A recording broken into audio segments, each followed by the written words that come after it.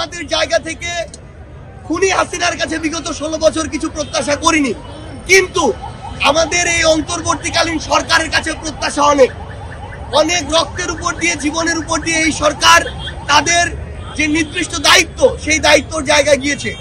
আমরা আমাদের জায়গা থেকে স্পষ্ট করে শুধু একটি কথাই বলি, আমাদের যারা ট্রেনি ভাইরা রয়েছেন, বোনেরা রয়েছেন, তাদের সাথে একাত্মতা ঘোষণা করে স্পষ্ট করে একটি কথাই বলি, আমরা তাদের এই দাবিটিকে যৌক্তিক মনে করছি এবং তাদেরকে অন্তত নবম গ্রেড সমমান সুযোগ সুবিধা সম্পন্ন যে সকল সুযোগ সুবিধা রয়েছে এবং ভাতা রয়েছে সেগুলো যেন অবশ্যই প্রোভাইড করা হয়।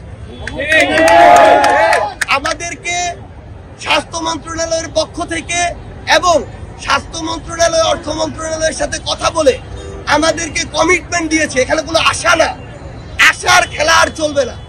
আমাদেরকে কমিটমেন্ট দিয়েছে আগামী বৃহস্পতিবার বিকাল 5টার মধ্যে এই যে নবম গ্রেড সমমান সুযোগ সুবিধা সম্পন্ন পোস্ট গ্রাজুয়েট ট্রেনি ডক্টরদের যে তাদের যে ভাতা এবং অন্যান্য সুবিধা, সেই সুযোগ সুবিধা সম্পন্ন যে ঘোষণাটি হবে, এই ঘোষণা বৃহস্পতিবার বিকাল 5টার মধ্যে আসতে হবে। যদি না আসে তাহলে অবশ্যই লিখিতভাবে আসতে হবে এবং আগামী মাস থেকে সেটি কার্যকর হতে হবে। যদি সেটি না হয়, আমরা স্পষ্ট করে বলছি, আমাদের সাথে ডাক্তার যে ভাই বোনেরা রয়েছেন তারা আমাদের এই অভ্যুত্থানের সহযোদ্ধা, আমাদেরকে তাদের দিকটি দেখতে হবে। যদি এই বৃহস্পতিবার বিকাল 5টার মধ্যে এটি না হয় তাহলে আমরা কথা দিচ্ছি, আমরা তাদের সাথে একসাথে রাজপথে নামবো।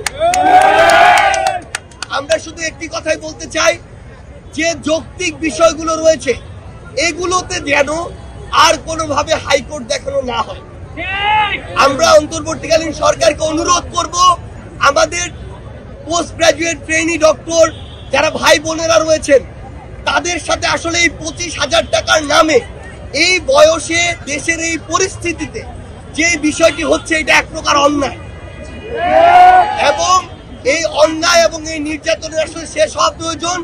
একজন ডক্টর যেন সুস্থ মস্তিষ্কে ন্যূনতম একটা স্ট্যান্ডার্ড লাইফ লিড করে তার পরিবারকে নিয়ে চলে ওই ট্রেনিংটি নিতে পারে এবং বাংলাদেশ থেকে এই যে আসলে আমরা ভালো ডক্টর তৈরি হওয়ার পরিবেশ দিচ্ছি না, আর আমরা কিছু হলে দেশের বাইরে দৌড়াচ্ছি।